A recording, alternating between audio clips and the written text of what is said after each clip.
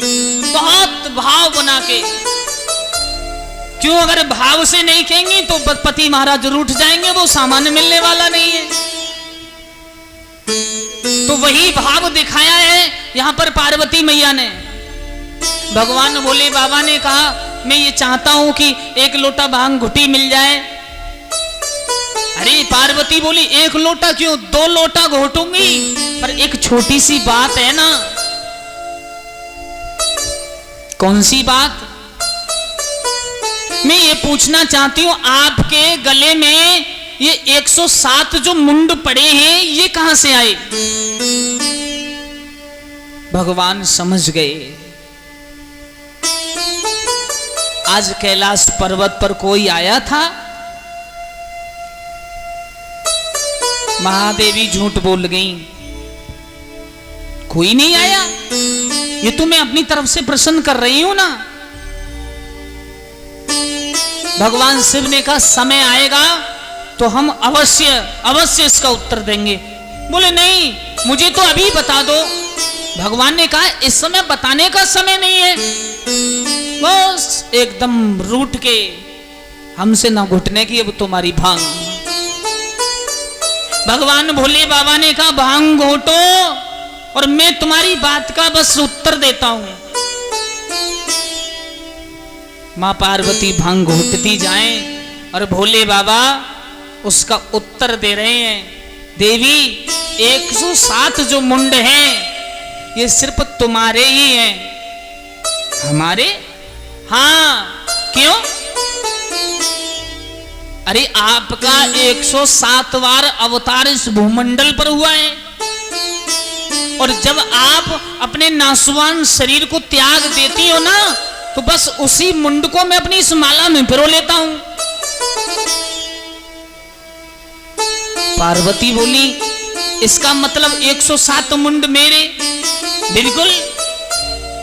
और आपके कहां गए? शंभू कहने लगे देवी हम तो जैसे थे वैसे के वैसे बैठे।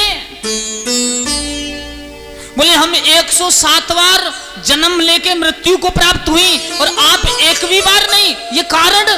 बोले देवी कारण नहीं पूछते हैं।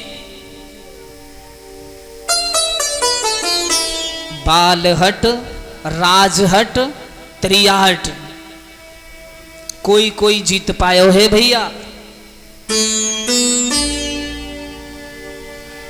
ऐसी हट रख गई, मुझे इसका कारण चाहिए। भगवान ने कहा ठीक है, मैंने भगवान ब्रह्मा जी के द्वारा अमर कथा को सुन रखा है और उस कथा से मैं अमर बैठा हूं। अब शंका फिर बन गई कि आप तो बड़े धोखेबाज हैं, स्वयं अमर बैठे हैं और पत्नी को ऐसा ही छोड़ दिया। अरे आपने ब्रह्मा जी ने आपको श्रवण कराई तो आप मुझे श्रवण करा दो, मैं भी अमर हो जाऊंगी। कहा देवी इस कथा का अधिकारी हर इंसान नहीं होता, जिसकी किस्मत में ये कथा होती है उसे ही श्रवण करने को मिलती है। अब महाराज बिल्कुल हट रख गई, और जब ज्यादा हट रखी तो भगवान शिव ने कहा इस समय नहीं, अर्धरात्रि में सारा संसार सो रहा होगा, उस समय मैं तुम्हें बैठ करके इस कथा का रसवादन कराऊंगा। महाराज 2 लोटा भांग घुटी, भोले बाबा ने पी, लेकिन रटन पार्वती को वही लगी है। समय ज्यादा नहीं लिया, अर्धरात्रि से पहले ही कह बैठी सुनाओ ना कथा। भगवान ने कहा चलो गुफा के अंदर। बड़ी सुंदर गुफा है, पार्वती को पद्मासन लगा के सन्मुख बिठा लिया है और एक शब्द कहा कि इस समय पति का दर्जा अलग करके हमें गुरु भाव से देखोगी, और जब हम कथा सुनाए ना तो बीच बीच में हुंकारा भी देना पड़ेगा आपको। अरे पार्वती बोली बिल्कुल, मैं तो अवश्य हुंकारा दूंगी। अरे भैया पार्वती जी को बड़ी सुंदरमयी कथा भगवान श्रवण करा रहे हैं, लेकिन उसी गुफा के अंदर एक तोता का अंडा उस कथा को उस अंडा से तोता बन गया, लेकिन उसे यह ज्ञात है अगर बीच में यह कथा रुक गई तो मेरा ज्ञान अधूरा हो जाएगा। अरे भैया, थोड़ी देर कथा सुनी, थोड़ी देर के बाद पार्वती मैया को नींद आ गई कि पार्वती शंकर से बोली, प्रिय कथा सुनियो मोर। शंकर जी तो कथा सुनाबे, पार्वती गई सोई, उमा के पर गए सोता, हुंकारों दे रहे हो तोता, उमा के पर गए सोता, हुंकारों दे रहे हो तोता।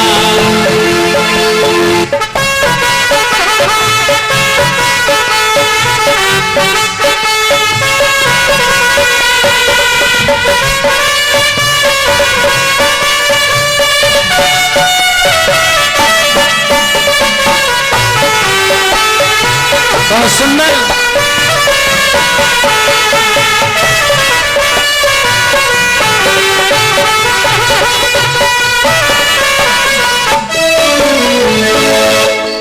बड़े सुंदर भाव से पार्वती को नींद आ गई। 2-4 मिनट कथा सुनी और 2-4 मिनट कथा सुनने के बाद पार्वती सो गई, लेकिन उस अंडा से तोता बन गया और उस तोता को ये पता है कि अगर मैंने पार्वती वाला काम नहीं किया तो मुझे भी कथा सुनने को नहीं मिलेगी।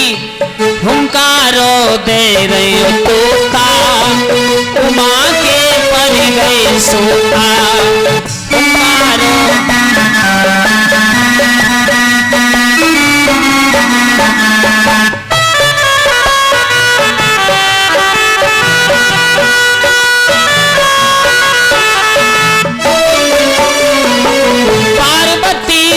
कथा सुना बे मैया को निंदिया आई,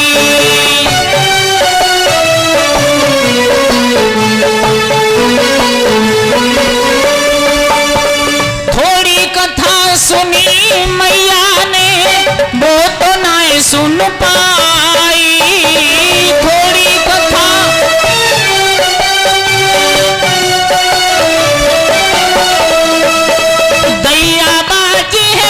तोता में आगे अब क्या होता, उमा के पर गए सोता, हुंकारों दे रहे हो तोता, उमा के पर गए सोता, हुंकारों दे रहे हो तोता।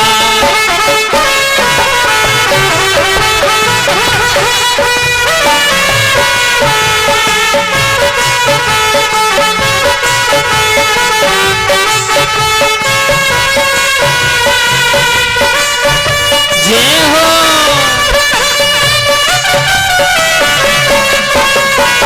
हरि बोल।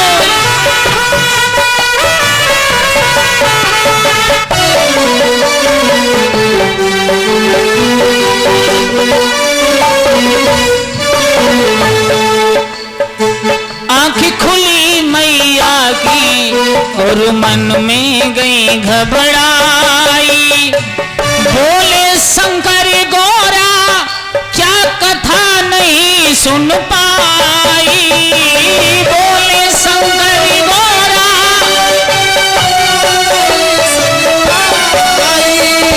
मना करी तब माँ गौरा ने, मना करी तब माँ गौरा ने, आगे अब क्या होता, उमा के पर गए सोता, हुंकारों दे रहे हो तोता, उमा के पर गए सोता, हुंकारों दे रहे हो तोता, उमा के पर गए सोता, हुंकारों दे रहे हो तोता।